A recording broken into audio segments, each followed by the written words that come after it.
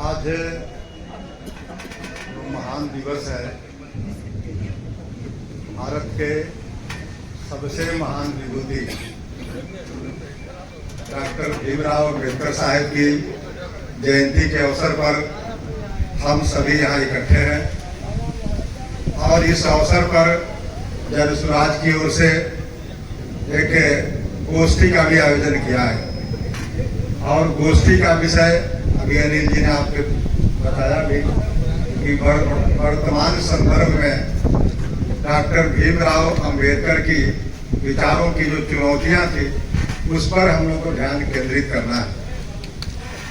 वैसे मंच पर मुख्य अतिथि और विशिष्ट अतिथि के रूप में जो सुधीजन विधि वेता और न्यायमूर्ति बैठे हुए हैं उनके बारे में आप सभी लोग जानते हैं।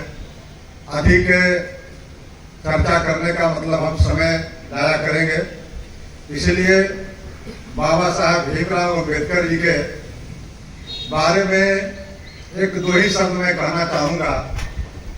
एक तो मैं ये कहना चाहूँगा कि उनकी तुलना में कभी कभी लोगों के बीच में जाता हूँ तो उस समय के समकालीन थे बाबू जगजीवन राम जी और दोनों मंत्रिमंडल थे, सदस्य थे, दोनों दलित थे और दोनों भारत के विभूति थे।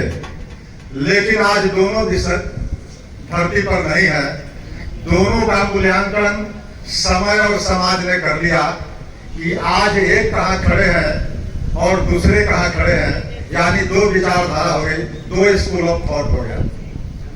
आज अम्बेडकर साहब की जयंती हजारों और लाखों नहीं करोड़ों जगह मनाई जा रही है और यही नहीं, यहाँ से 7 समुंदर पार तक। और वही बगल में बाबू जगजीवन राम जी आरा के चंदवा के रहने वाले थे।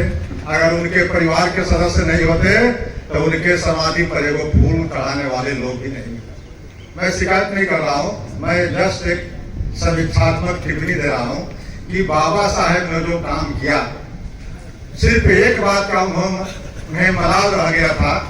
इस समय पूना पैक्ट हुआ था, वो चाहते थे कि दलितों को राजनीति में हिस्सेदारी प्रतिनिधित्व मिले, लेकिन यह कभी नहीं चाहते थे कि सवर्णों के सहयोग से दलितों को इंपावरमेंट हो। इसके लिए उन्होंने अड़े हुए थे। लेकिन गांधी जी के जीत के बाद उन्होंने समझौता किया, लेकिन समझौता को अंत तक जीवन के अंतिम क्षणों तक उन्होंने महसूस नहीं किया, बल्कि उन्होंने यह समझा कि मुझसे यह भारी भूल हुई। इसलिए अम्बेडकर साहब के बहुत आयाम है, उस पर चर्चा विद्वान करेंगे। लेकिन मैं हमारे परम मित्र सहकर्मी राजेंद्र बाबू, सम्मानीय शिवजीतन जी, गिरी साहब, चंद्रवंशी जी, सभागार के सामने बैठे तमाम पदाधिकारीगण, जसराजी भाइयों एवं बहनों, सबसे पहले आज के इस दिन पे हम बाबा साहब अम्बेडकर को अपनी श्रद्धांजलि, अपना श्रद्धा सुमन अर्पित करते हैं। गांधी जी को हमने बचपन से पढ़ा, अम्बेडकर जी को हमने बचपन से पढ़ा। मन में पूना पैक्ट की बात होती है तो द्वंद्व जरूर उत्पन्न हुआ, लेकिन एक ऐसी बिंदु है जहां पर दोनों के सोच में मिलान था और आज उसी मिलान की आवश्यकता है, उसी सोच की आवश्यकता है। इसीलिए गांधी जी उतने ही समीचीन हैं, उतने ही सार्थक हैं जितने बाबा साहब अम्बेडकर हैं। तो जरूरत इस बात की है इन दोनों के उस विचार को एक साथ लेकर चलने की प्रवृत्ति जिस समाज को होगी वही समाज समृद्धि की ओर बढ़ेगा। आप कहेंगे बिंदु क्या है? हम गुलाम क्यों हो गए? हमारी गुलामी के पीछे एक बड़ा कारण था, हमारा समाज विभाजित था। हम एक दूसरे से घृणा करने लगे थे, भेदभाव हो गया था। राजाओं की लड़ाई कहां तक पहुंच गई कि दूसरे लोग आके आ धमके और हमको गुलाम बना दिया। गांधी समता का अधिकार दिया, व्यक्तिगत स्वतंत्रता की बात की और छुआछूत भेदभाव खत्म करने की बात की, समाज को एकताबद्ध किया। आज की तारीख पे अच्छे परिवार का पहलवान माने स्वस्थ परिवार से आदमी है, दोनों को समान रूप से आगे बढ़ाइए। उनका अल्टीमेट ऑब्जेक्टिव था। समय कम है, करते थे और प्रोफेसर थे और बड़े बड़े वकीलों का जो दूसरे तरफ से आते थे छक्का छुड़ा देते थे। तो इन्हीं सब पार्टी के साथ राजेंद्र बाबू हैं, इन लोगों को सुनिए। डॉक्टर भीमराव साहब, इस समय के भारत किस ओर जा रहा, देश के सामने सबसे बड़ी कौन सी चुनौती है जो हमारे आपके बजट से, जो संयुक्त भारत सरकार के अर्पित करता हूँ और उनके बारे में दो शब्द या थोड़ा ज्यादा, दो शब्द से थोड़ा ज्यादा ही बताना चाहूँगा। हमारे जितने लोग, हमारे सब फॉर्मर IAS, IPS, हमारे पढ़े लिखे नौजवान, हमारे लोग, हमारे जनसमाज में ज़्यादातर यहाँ बैठे हुए बुद्धिजीवी लोग, हमारे पटेल साहब जो हमारे नए परिवार में सदस्य हुए हैं, उनको मैं कहना चाहूँगा, पटेल साहब को स्वागत करिए। आज हम पहली बार अपने जनसमाज परिवार में देख रहे हैं। इनका बिहार के राजनीति में बहुत सफल योगदान रहा है। तो अम्बेडकर साहब के बारे में अध्यक्ष जी बैठे हैं, ये खुद भी इतने बड़े विद्वान हैं, सब विद्वानों से भी ज्यादा विद्वान हैं, IFS रह चुके हैं, एम्बेसडर रह चुके हैं। अम्बेडकर के बारे में, उनके बाबा साहब के बारे में इनको भी बहुत जानकारी है।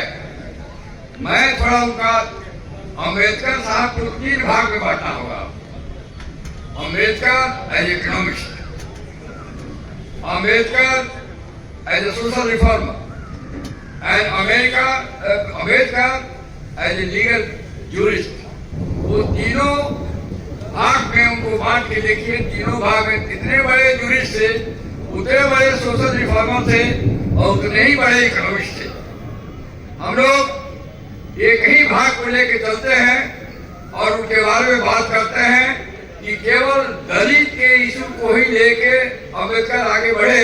ये बात ठीक है कि उनका फोकल पॉइंट उस समय सामाजिक कुरीति, अनटेक्चुअलिटी से प्रभावित था और अनटेक्चुअलिटी को वो समाप्त करना चाहते थे।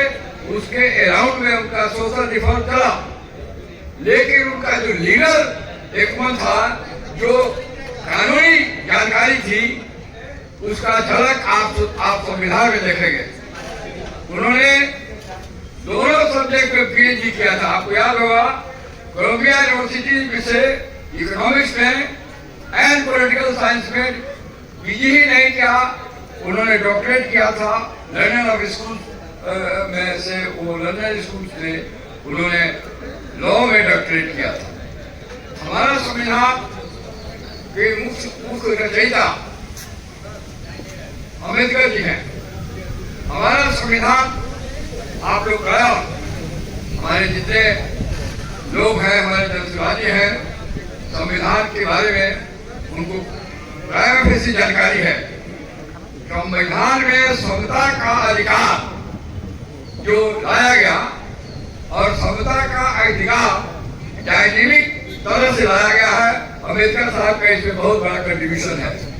समता का अधिकार इस्लाम है, इसका मतलब ये नहीं है कि जो समान है सबको एक ही अधिकार मिले।